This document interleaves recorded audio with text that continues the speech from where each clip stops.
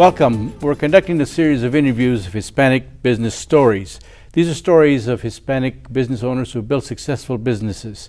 The stories are interesting and hopefully inspiring. We learn of the struggles and the victories and an insight into the history of our region. We're fortunate today to have with us Mr. Leo Duran Sr., the president and owner of L&J Cafe at 3622 Missouri Street, the place by the graveyard. So, Mr. Duran, I really appreciate your being with us and to tell us the story of your business. Welcome. Thank you. Thank you. Now, as I understand and need to confirm, L&J is one of the oldest Mexican food restaurants in El Paso, if not the oldest. Yes, sir. That is correct. Our business dates back to 1927, as I understand. We are a third-generation business. My maternal grandparents, Antonio and Juanita Flores, were involved in the founding of the establishment back in 1927. My parents took over in 1968 for approximately 20 years, to the end of 1987 when my father passed away, and my wife Frances and I took over in 1988. Wow, so since 27. Yes, sir. And it was named what then? Back then it was known as Tony's Place, back in 1927, wow. Up through the end of, I believe it was, in 68 when my parents took over. That's when it changed over to L&J, the initials for my parents, Lilia and John Duran. Okay, in the same location? Same location, yes. The old place by the graveyard. So you grew up too in the business? I did. Actually, I was in high school. I was a junior, I believe, in 1968, and I worked at the business from the bottom up. I was a janitor and did dishwashing. Did a little bit of everything. Fry cook, which I enjoy cooking. But I did a little bit of everything to learn the business in a short 4 years. Then I moved on after I got married. So where did you do high school? I went to Austin, here in Central El Paso, Austin High School. And after high school, what did you do? After high school, I went to UTEP for a semester or two, and then I decided to go to El Paso Community College, and went to EPCC for a short stint, and then decided that I had to continue working to support my family. So I decided to go out and look for a job, and started working for El Paso Electric Company in 1972 through the end of 1987 when my father passed on. Wow. Mm-hmm. So you worked for the electric company for a long time? 15 and a half years. Wow. And you enjoyed that? I did. That was another story, but quite briefly, I started out at the bottom as well. I was a meter reader, did a lot of running and hoofing around, jumping fences, and it was a meter reading job. And I progressed to bill collector, and then went into the offices as utility clerk. Eventually, ended up as a supervisor in customer accounting. So half of the 15 and a half years were in the supervisory capacity in customer accounting. What did you learn in that experience that helped you in the business side? Well, working for El Paso Electric just it really broadened my initial experience that I had had much earlier, that of a newspaper carrier. But it mirrored working with people, developing and sharpening and honing customer skills that I think are most essential to dealing with customers, especially in a trade such as our restaurant. But what I learned there was really to be very understanding of other customers' needs, and being able to cope with them, deal with them, and in a positive manner. How about your mom and your mother and your father? Can you tell me a little bit about them? Well, my father had a very rough upbringing. As I mentioned, maybe I didn't mention his mother. My grandmother passed away at a very early age, where my dad never really met her. And my dad joined the service at a very young age. He was a veteran of World War II, but he served our country honorably and proudly, and just achieved the rank of Private First Class. This is all he wanted. He was very proud of that title and wanted to stay in the ranks and files with his friends. So he came out as a Private First Class, and he was a very hardworking gentleman. He was very much into the health and fitness. Afterwards, he loved weightlifting, and something I never really grew accustomed to, but he was a weightlifter in his younger years. But a very hardworking individual, as mentioned, and went into law enforcement. He worked for Border Patrol. He was a sheriff's deputy here in El Paso, a U.S. Marshal, and then worked for the civil service as an ammunition toxic handler out of McGregor Range, where he issued ammunition to the troops for firing purposes. So he didn't get right into the restaurant business that his father owned? No. As a matter of fact, the restaurant business came through my mother's side. Your mother's side. Through my mother's side. That was Tony Flores, who owned the business. And my mother and dad took over the business, as I mentioned, back in 1968. Both of them were long-time workers. At the end, they were civil service workers. My mom worked for the Immigration and Naturalization Services, as it was called back then. And at about the time they had an opportunity to buy the business, they closed up that segment of the immigration services and asked my mom if she wanted to relocate, I think, to Atlanta, Georgia. And they were just deeply rooted here in El Paso, so they decided to stay here, and then they assumed rank of the business, and the second generation moved in 1968, and here we are, still working at it. Third generation. So your parents bought the restaurant from? They bought it from my grandparents. Yes, actually they bought it from my grandmother, who was the true property owner. As fate would have it, my maternal grandparents divorced in the early 40s, and part of the settlement was that my grandmother, Juanita, was awarded the property. And between a business relationship that developed, my grandmother told my grandfather he could continue doing business, and as long as that, he would provide her rent and pay her home, which is directly located across the business. Wow. And that's what happened. Wow. So it stayed within the within the family. Exactly. And my grandmother, after my grandfather passed away, decided to sell the property. And she sold it to my mother and father. She actually called all the children in, as I understand, at one time, all at one moment, and explained to them that she was up in her years, had no intentions of ever going back into the business, and whoever would come back first with an amount that she had requested, she would sell the property to them. And it was just, I guess, fate or circumstances that my parents were able to raise the humble sum that my grandmother asked for. And I look back, I won't disclose the amount, but the humble amount, it was very humble, very generous, That's fantastic.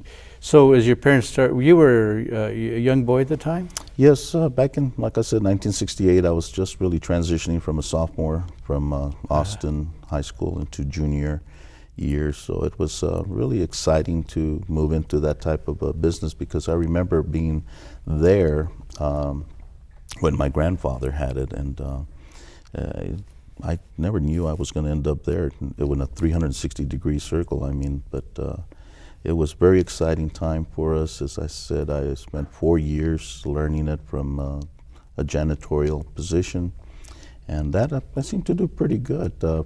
I had also did janitorial work at a business across from where we lived on Waco and Clifton. There was the Alta Vista bar, and they got me to do janitor there probably a couple of years before that, probably when I was freshman. Really? So I used to do that before I go to school, and it was a very small place. So, I started developing some work ethics at a very early age, and as my father indicated, I had no reason to work other than to hopefully acquire some good work ethics. And I look back, and now I know why my dad put me to do those certain things. And tell us about your mother and her background. Well, my mother was native El Pasoan, born and raised here in El Paso. She went to Alta Vista School, and I'll just momentarily interject that I was a guest speaker there last week for Career Fair Day, and they're celebrating their 100th anniversary this September. So going back to my mother's education, it was back at Alta Vista Elementary School. Then she went to St. Joseph's Academy before I understand that it became Loreto Academy. Oh, okay. And so she was blessed to have a good Catholic education and upbringing.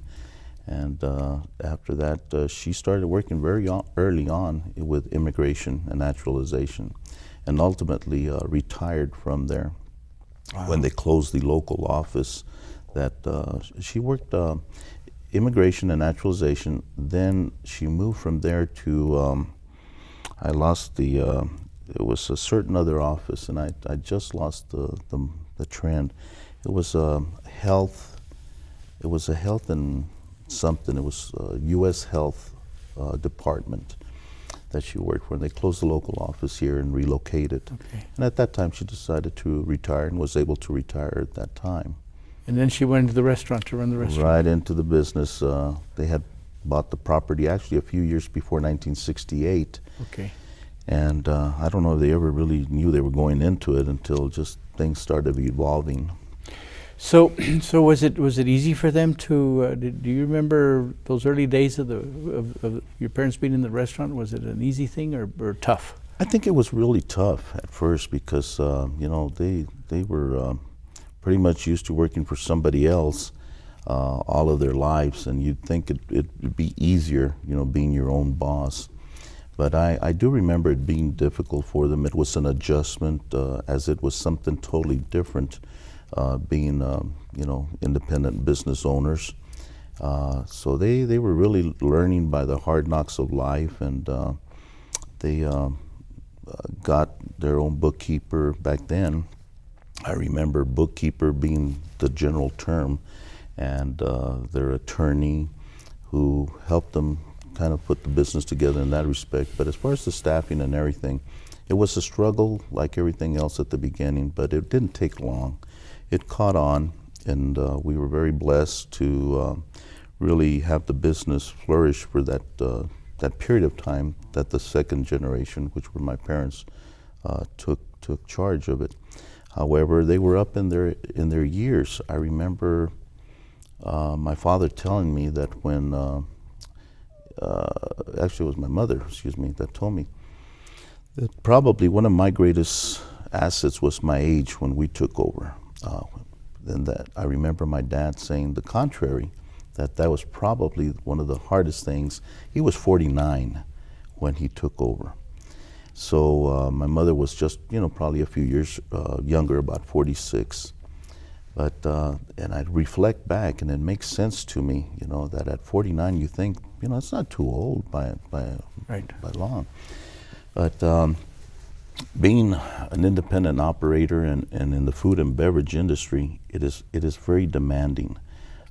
There's a lot to do, a lot to learn, and at 49, it's like I can relate to that, because what I was doing at 35, by no means am I able to do what I started to do. So much energy, first of all,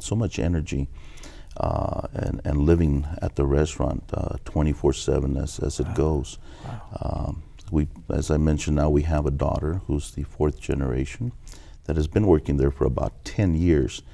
But probably about that time, we started stepping back a little bit, very little.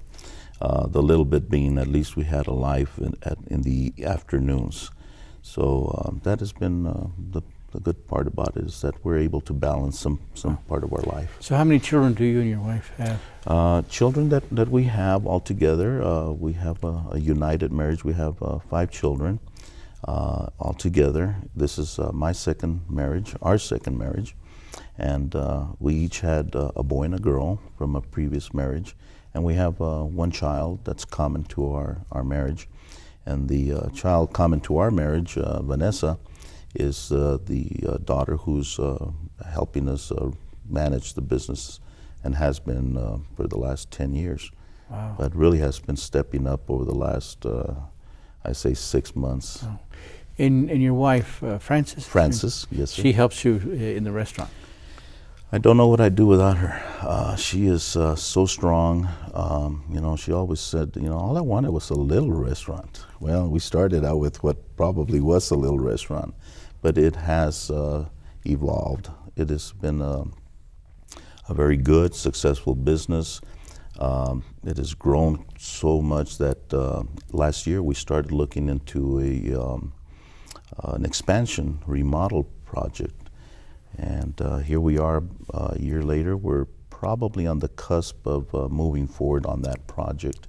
We're awaiting an SBA approval, and it looks favorable at this time. So good. Taking it to the next level. Good. Let me go back and ask about the restaurant being a Mexican food restaurant.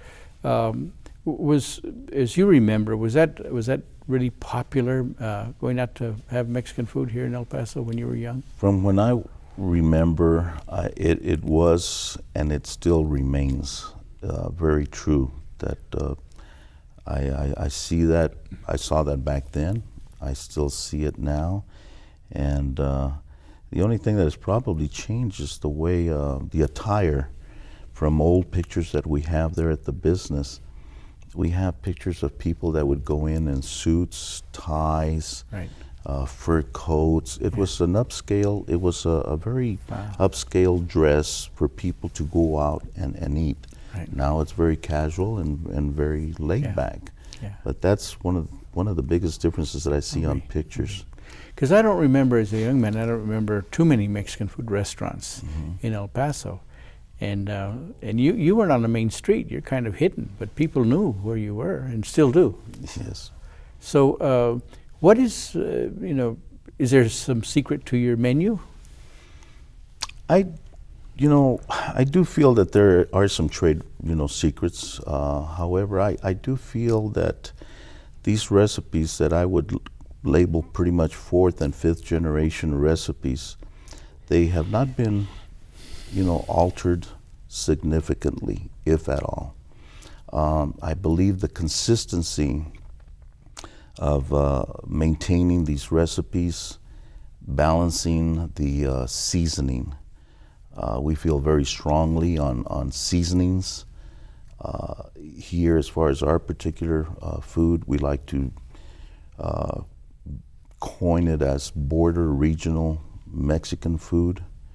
As a good friend of ours, Park Kerr, also was very instrumental in helping us at some point, some 15 years ago, by really just coming in and talking to us. And he's quite a young, good, sharp-witted person that was one of our early on mentors, and kind of opened just different venues for us to explore and look at. And here we are, as far as those particular recipes, we were fortunate enough through his guidance. He went ahead and orchestrated, back I believe in 1995, a proclamation that was bestowed on 5 businesses here in El Paso as being Guardias de la Cocina. Okay. And that was just quite literally guardians of the kitchen. And so it was L&J Cafe, delicious, it was Gussie's, Tamales, the old Hacienda restaurant, and a couple of others that I can't recall right now. But there was a proclamation back in 1995, and we're very proud of these recipes. Sometimes there's probably more ways to make a couple of these recipes go a little bit farther as far as food costs. But a brief example is the enchiladas verdes.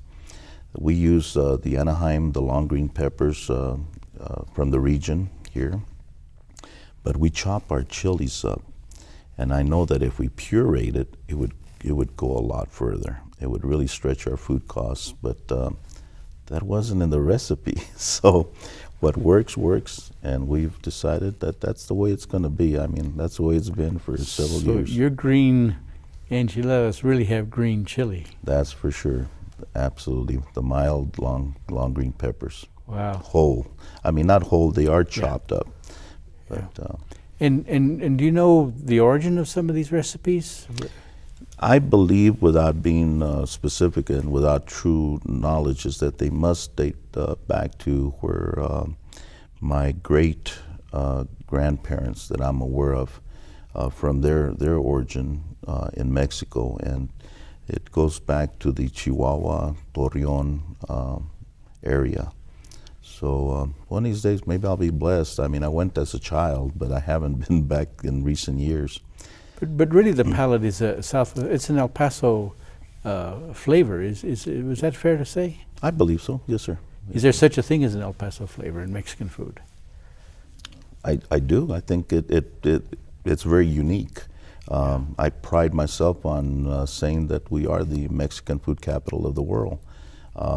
You know, something that I think El Paso should get on board and promote, because it is a unique flavor. You go anywhere too far from El Paso, and it changes when you start getting beyond Van Horn. Yeah, you're going east. And you were president of the El Paso Restaurant Association. Yes, that's a trade association that I joined some 15 years ago, probably, and I was just going up through the ranks, learning actually, and I believe it's very crucial, very important that if you're in any industry, specifically in this, the food and beverage, that you surround yourself with wealth, knowledge, resources, and hopefully that equals some sort of wisdom, because it comes in handy. And so as president of the Restaurant Association from 2006 to 2008, I was very privileged to serve and represent El Paso on the local front and in the state here in Austin for the Texas Restaurant Association. We also belong to the National Restaurant Association. What value does it bring to your business to belong to associations like that? Well, as I mentioned, I think it's very important that you surround yourself with the tools, the resources that will enhance and make your life, your business operations a little bit smoother. So any opportunities that I get to do that, and I guess it's surrounding yourself with people, successful people. And I feel that it's important you tap on other people's experiences, and what would they do, what have they done, and if not necessary, why reinvent the wheel? Although that wheel does keep evolving. And as I said, there's so many resources available to you online now as technology evolves. I know that I look to the Restaurant Association, the local chapter, of which I belong to, the Texas Restaurant and the National Restaurant Association, for a lot of information. One of our strongest points there is advocacy in government relations. We want to make sure that the proper people hopefully are elected to positions that will understand our industry and be sensitive to our industry. There's so much regulation that goes on in today's world. So trying to elect legislators to these positions, city, state, and federal positions are quite important to us, and that's a strong area that we support, is advocacy. You had also mentioned that how Mr. Kurt helped you. What other mentors have you had? How was that again? What other kind of mentors have you had in the development of your business? Wow. I think my mother was really instrumental. She was more on the business side. My mother would be a mentor there. As I mentioned, Mr. Parker, Uh, Basically, from there on out, I mean, also Mr. Terrazas, Willie Terrazas Sr. from the Leo's Restaurants.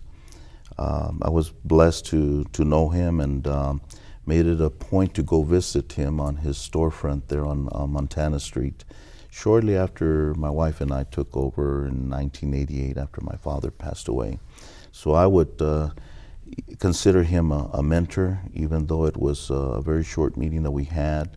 But yes, it's a very valuable lesson. Wow, he was open to. Yes, and that's what's important. And I think if I have something to share that I feel is important, I think it's a story to be told. I don't hold back. If somebody wants to know what does it take, what would you suggest going into business, I pride myself in trying to share that knowledge, because sometimes when I was growing up, it was a little hard to get a hold of. Not too many people were willing to share it. What did you learn from your mother that still rings true for you in your business operations? Always be happy, smile, be positive. I remember her as a very happy-go-lucky person, always smiling. You take your good days to work, and your bad days, you leave them outside the door. Every day at work should be a very positive day. And your mother worked the restaurant. She did. She did. She was, like I said, she reminds me a lot about my wife. She was the person there at the front of the house, greeting tables, making sure that our guests were well taken care of and that they had a positive experience. Yeah, you and your wife do that now? Yes, we both do that. However, I must say, as my wife is really the most front of the house person now, I kind of remain in the back scenes. Mm-hmm. I used to spend more of my time in the kitchen up until about 4 or 5 years ago. I used to see the tickets as they came in, the food orders, and I would make sure that the orders would hopefully come out in that same order, first in, first out. Wanted to make sure the preparation and the presentation of the plates were good. Now my role is more on the administrative side and try to focus more on the business. And who's in charge of making the chili and making sure the recipe's followed? Well, early on, we had only about 2 or 3 cooks that I can remember these past 42 years, really? Give or take. Really? When my mom and dad took over the business, they were fortunate to have one of my grandfathers, one of my grandparents cook come and work for them. So the recipes were very much in tune and in line. And that person worked, I'd say, a good 15 years out of the 20, maybe 10 years, excuse me. Half the time that my parents spent there. And then another lady came on board, and she spent a combined 40 years. Wow. Between both families. And she just passed away about 3 years, really? going on 4. And these were the type of cooks that did things their way, not chef related, no disrespect to the culinary arts today, but their cooking was totally different. It's a pinch of this, a pinch of that. And when I wanted to learn the recipes, it wasn't very easy. The cook that we had, Paula, Polita, as we lovingly called her, would say, "Mijo, go get some potatoes." And I'd go over to do something, and I was coming around, and I'd see her doing this, doing that. And I said, "What are you doing?" "That's for me to know and for you to learn." It took a while before she opened up and shared, really how the recipes flowed. So not only is the management in the family, but also the kitchen has been a family related. Absolutely. A different family, but still a family-oriented business. Very much so. All our employees are really part of our family, extended family. We spend so much time there, and we share in the happiness, we share in our sad times. Oh, wow. But, we keep in touch with as many as we can that are still, around, and they come to visit us, and that means a lot to us. Good. We'll take a break for now. So Great. Thank you. Absolutely.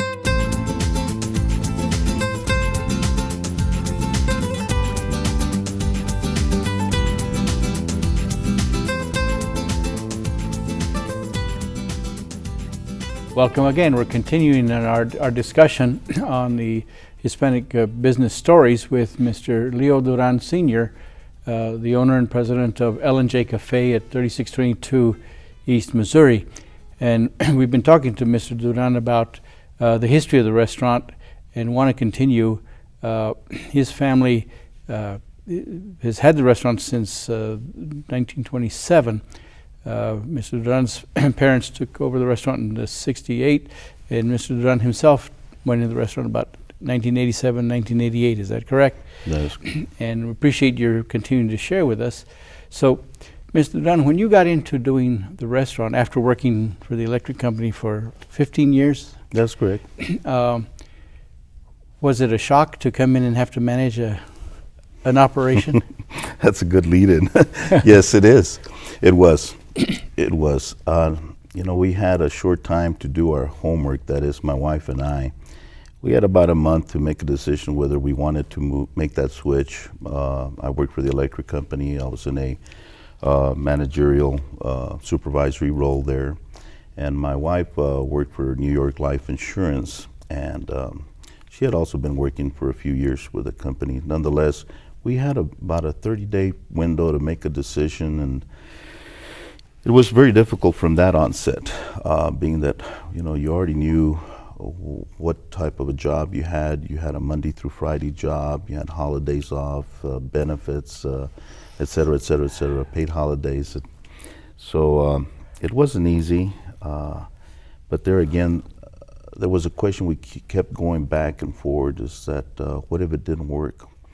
And I kept throwing out, well, what has worked? I mean, for the first generation, my maternal grandparents, what worked for my mom and dad?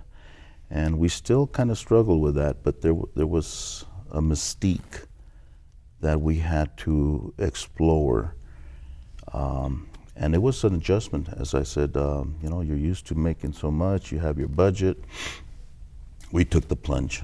We decided to try and work at it and live the legacy, continue the legacy. I appreciate you sharing that. I want to follow up questions about that mystique and legacy, but you were comfortable with numbers. So when you went in, you knew what the numbers were telling you. They were there. Were you comfortable? We were comfortable. The numbers were there. Again, it all related back to, I guess, time commitment. How much time were we committed to spending there? And it was an easy decision. That was our new livelihood. We had young children, and we had to work. So there was a struggle in balancing family life and running the business. However, I think the time is an involvement, a commitment that needs to be made when you own a business, to be involved and be seen. And I think that has made a world of difference in customers knowing who you are, what you represent, what you stand for, and to make sure that their experiences are positive.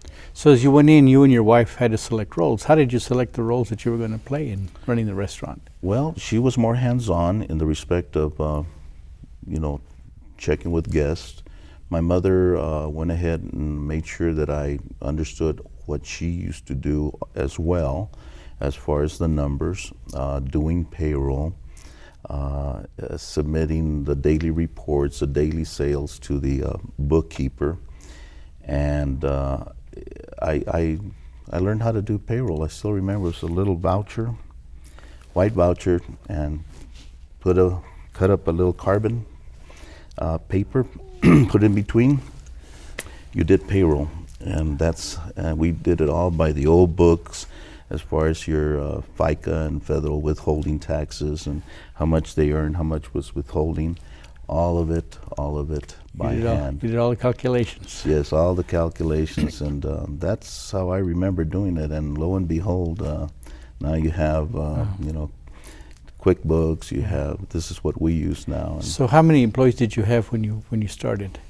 I think when we started out, well, us, including my wife and I, we probably had about 8 employees. Wow. And now? We're at about 60. Wow, what a change. 60 employees. So you also inherited the cooks, though, and they were important. They're important to your business. Absolutely. It was very important. And, the cook that we acquired, that we had, that was with us, would share stories that my father would share with her, that someday this business, that business, would be mine. And I said, he would share such sensitive things with you?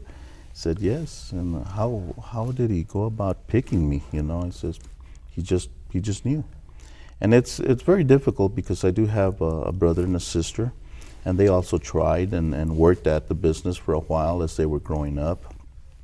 And then they found other roles in their lives that they managed to do, and sustain.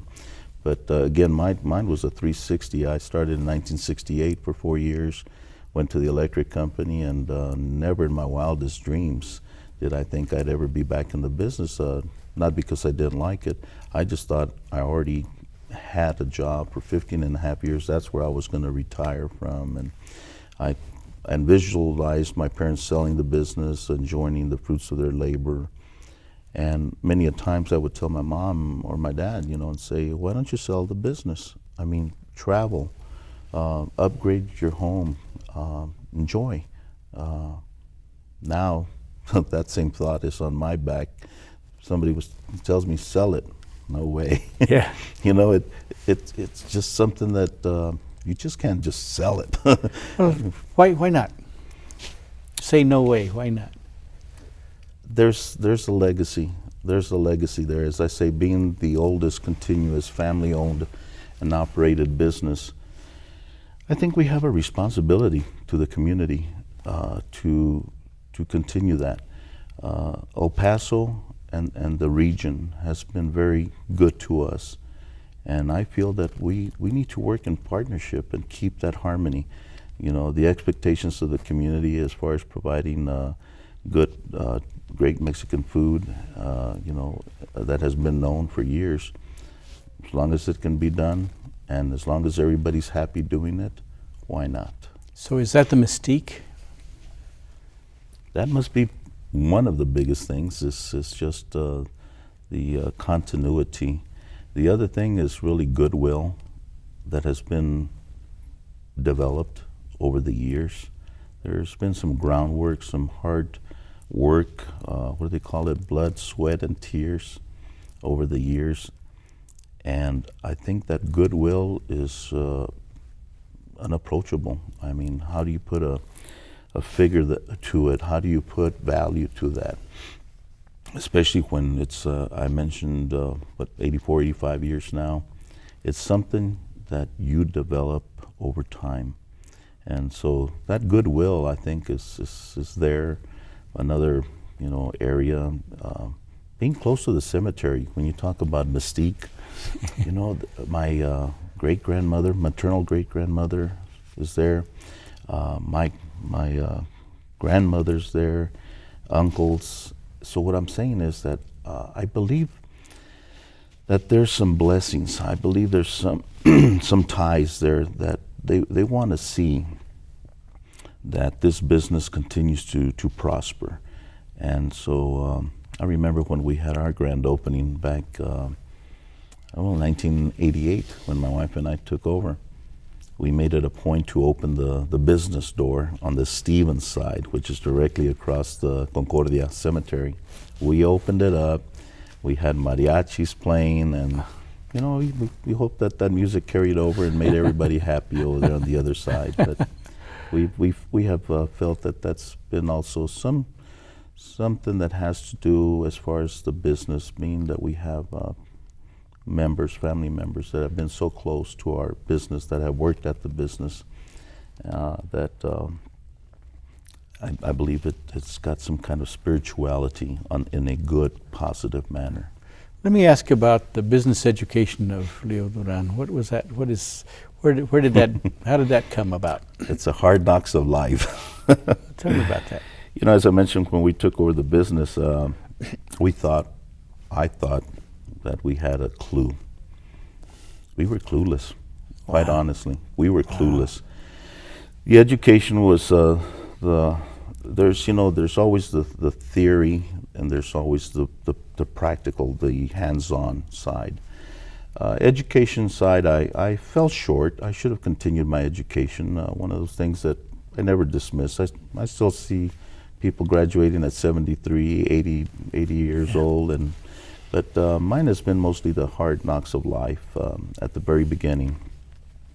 And the education has been just day to day and learning and becoming involved in trade associations, as indicated, the El Paso Restaurant Association, of which by joining the El Paso Restaurant Association, you become a member of the Texas Restaurant Association and a member of the National Restaurant Association for your one membership fee.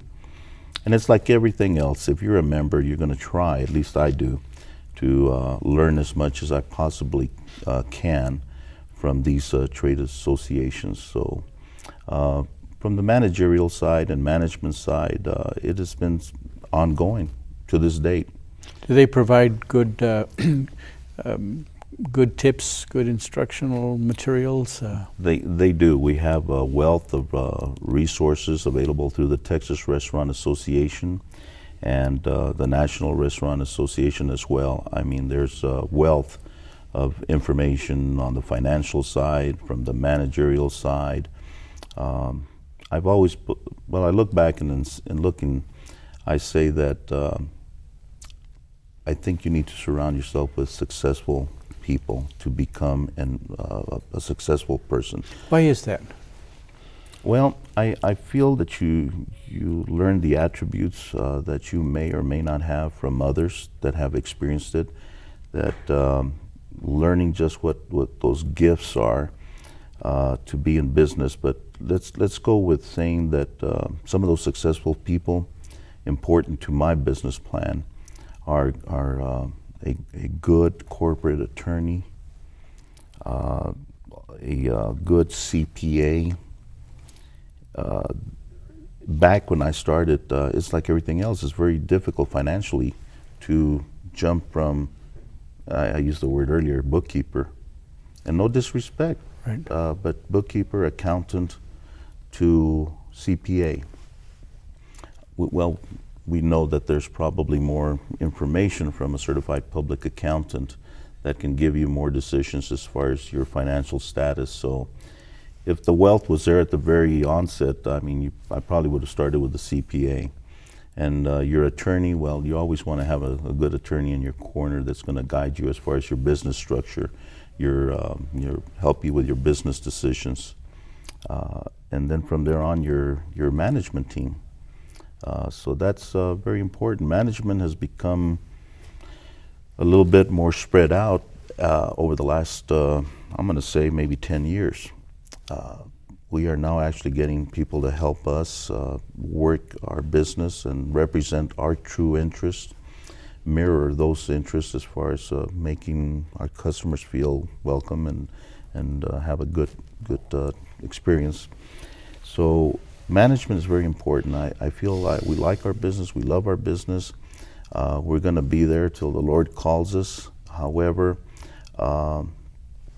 by having these people in there, they're going to be the younger generation that can do what we were doing some 15 years ago. Let me ask you, the School of Hard Knocks, do you make mistakes in the School of Hard Knocks? Yes, we do. Yes, I do. They do. Sometimes, it's very important to always follow through with your sales tax reporting, your payroll tax reporting. This is really a pitfall for many businesses. The worst thing that you could do is not file, not remit your taxes on time. That could most definitely cost you your business. There's been a time or two in the past that I forgot, I failed to submit a report. You learn quickly. You don't do that again, because it hurts you. It hits you where your pocketbook is at. So it happens. I don't know. It happened to me anyway. But as I say, you move forward. because once it's a financial hit on your pocketbook, you learn by your mistakes. Well, now you've had some phenomenal growth over the last few years. That's also required some capitalization. Have you had, have the local financial institutions been helpful to you in capitalization of your business? It wasn't until about 10 years ago that we finally had that privilege. Prior to that, it was a struggle. It was a struggle because even though we were established, even though our business continues to grow, the banking industry were not willing to really talk to us about making substantial loans. They'd be making token loans, but these token loans were just really not allowing us to grow and acquire equipment that we needed. So again, about 10 years ago, without even looking, we had a guardian angel stop by for lunch. And I share this with you. It's a good friend of mine, childhood friend, Fermin Acosta from GECU, stopped by with some guests, and one of those was Arturo Moreno. Yeah. Mr. Moreno was the new vice president of the commercial lending, which they opened up about 10 years ago, give or take. And we met, we greeted, and he said, "Well, when are we going to do business?" And I said, "Well, you tell me." So he says, "Come and talk to me." So we did, and we acquired our first substantial business loan through GECU between 8 and 10 years ago. And what did that help you do? We went ahead and did some remodeling in the women's restroom. Our restrooms were not really to where I think I wanted them. I know my wife and I'm sure our guests. It's our building is an old building, one that requires high maintenance because of its age. But that's part of the charm of L&J. It's an old building. And so what we've had to do is just, kind of do some remodel here, some building there, some patch up there. And so we started remodeling the women's restroom. And the last thing that we did recently was the men's restroom. We still have people that haven't been there, male guests that haven't been there in a few years, let's say those 3-4 years. They'll open the men's restroom, they'll take a look and close it and open it again. I mean, it really grew. It was upgraded, and that's our bar as well. We redid the top of the bar. We've done the upgrade to the refrigerated air and central cooling, which was about that time too. We re-roofed our building. A lot of things we had to prioritize. Well, what do we do? Do we remodel the women's restroom or the men's restroom? Redo the roof? We got to redo the roof because of that. We didn't have to worry about redoing anything else on the inside. We have to prioritize. So over the years, we started doing some work, and they really, I think, have stood out. I know that we've had real good positive comments from customers, and the fact that we did refrigeration air was really a great thing for us. I mean, here in the changing climate in El Paso, more into the humidity, made us do that decision. Have you seen the business grow? I mean, I know you're always packed at lunchtime, especially, but you've actually extended your hours now. I mean, is there just a growth in business for you, or has it always been that way?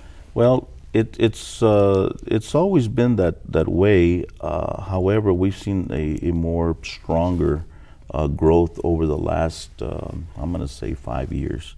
It's been phenomenal. Our business has been very fortunate and very blessed. But I recall that of the last 24 years, we have met and or exceeded our previous year's sales every year, with the exception of 1 year. I don't recall which year, but I do know it was not 9/11. It was not that year. Even that year was a good year sales-wise.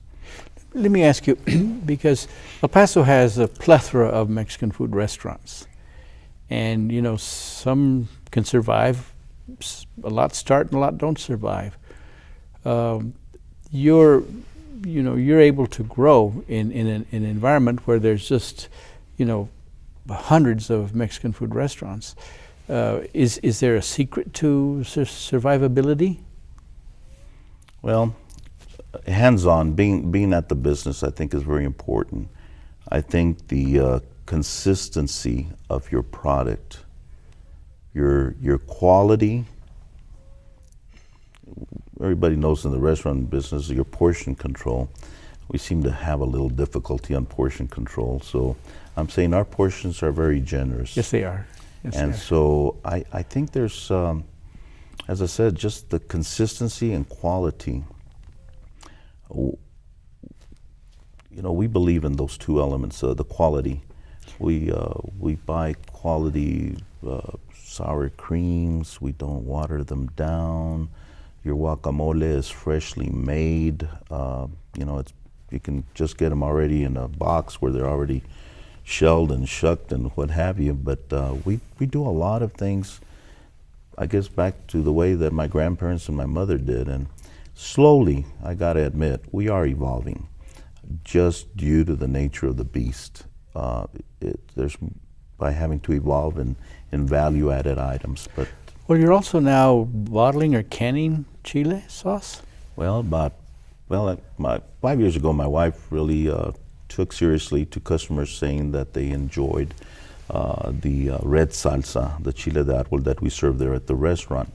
So that kind of really instilled something in her that there could be a possibility or a market for it. And I mean,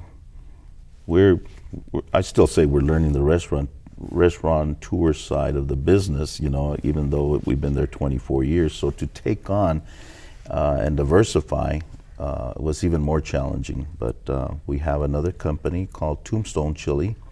Tombstone, again, related to right across to the uniqueness of our restaurant. But my wife took that idea and ran with the idea and actually started from scratch doing research on how to bottle and how to do labels and where to buy jars, et cetera, et cetera, et cetera. So about 3 years ago, we placed our L&J red salsa, which is a chile de árbol based sauce, in stores here in El Paso about three and a half years ago.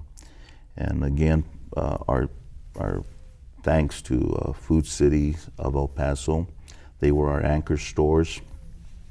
Mr. Carlos Laurie, another gentleman, a mentor in that respect. But he has helped us in that area. We are now in about 35, 40 stores here in El Paso and growing. Very well received. And so you have a market for your canned product. Absolutely. So And- that's wow. another company we're experimenting with and learning how to grow that, and not just that one product, but we're looking at doing other options. Our salsa for the enchiladas, the green sauce enchiladas, we want to share that with people that can't always make it to our restaurant and have that in the supermarkets. So if you're looking over your restaurant, you come in and your restaurant is full of people, what is it you look for? What does your eye catch right away? You acquire this. I mean, you either acquire it or it's inbred. I think it's inbred. It's just an eye. That's just it. You go in there, you want to make sure your floor is clean. You want to make sure your tables have no dirty dishes, and you look for just things that you see. People, you can read people. You read people. You can tell if they're happy, they're not happy, if they're needing something, or you suspect they're needing something, a refill. It's just something that you look at. So we're always looking to make sure that our floors are clean, that the tables are cleared of the dishes, and we look at and we try to read our guests. Are they happy? Are they not? And if we suspect they're not, if they've eaten all their food.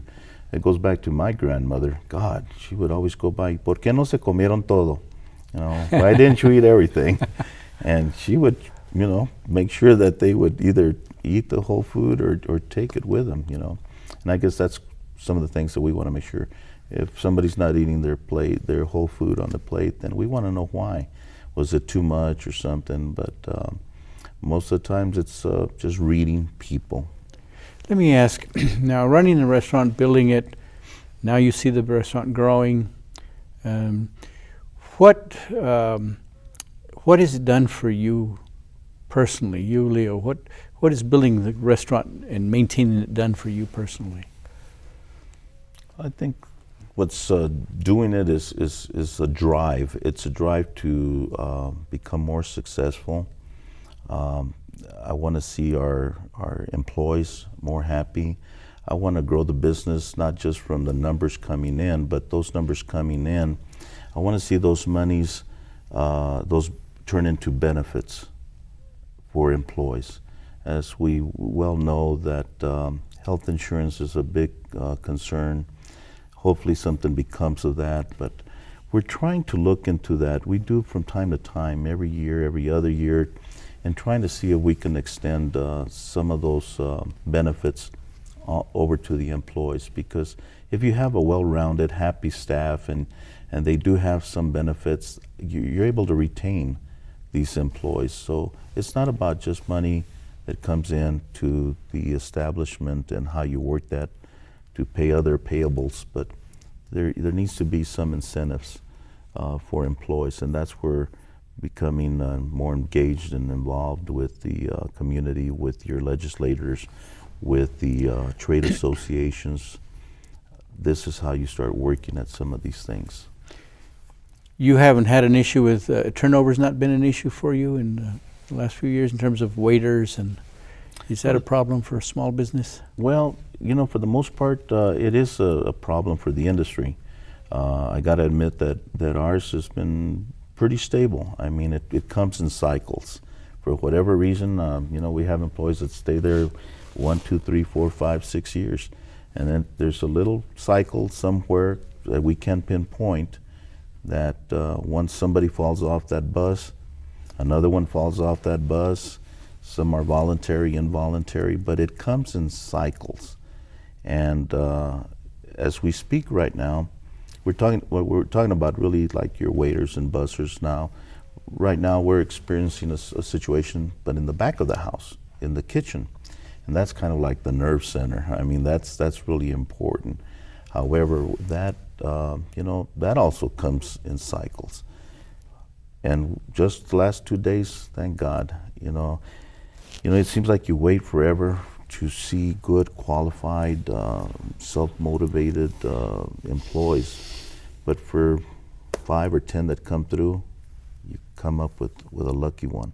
So that's where we're at right now. Wow. We just kind of got over a little cycle, if you will, in the kitchen, and I think we're on to bigger and better things, and that's what we're looking forward to is our upcoming remodel expansion program, God willing. We're looking forward to that. You're expanding. Let me ask you, as you get into and begin this expansion, if you could talk a little bit about the legacy of L&J. Well, the legacy of L&J started back in 1927 when my grandfather, Antonio Flores, decided to work for himself, and he felt he had a skill, that of a cook, and wanted to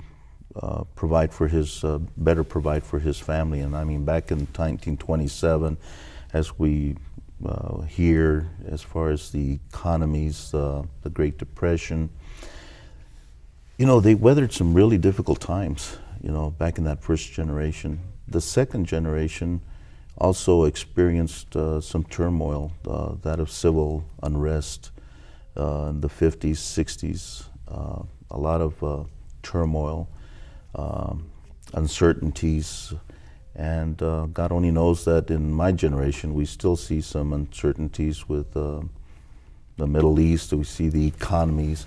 So the legacy of L&J, I think, is really one that has been persevered, one that has been worked at. And so the legacy of L&J is to remain a forefront here in the El Paso community, be visible, contribute back to the community, in which is something that I believe at. So being here, I want to see this business prosper, hopefully till it reaches its 100th anniversary. Good deal. Well, you know, that story is a beautiful story, and I really, really appreciate, you know, your sharing the story. And I think you've answered a question for me about legacy. If you don't persevere, you don't have a legacy. Yeah, and that's your job is to persevere, and it comes across very clear. It's been very good to hear your story and learn not only the history of the restaurant, but also the changes in El Paso and the culture of El Paso a little bit.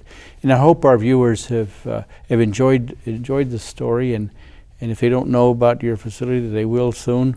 But it's good. We wish the best for your expansion, and again, we appreciate your taking time to come and share with us your story, because it's a definite story that belongs in El Paso's history, and we appreciate you and your wife working so hard to keep that legacy going. Thank you so much. Very much appreciate it. Thank you. I really appreciate that, and thank you, viewers, for watching. And I hope you've learned from this wonderful story some of the culture and the history of our wonderful community in El Paso. Thank you and good day.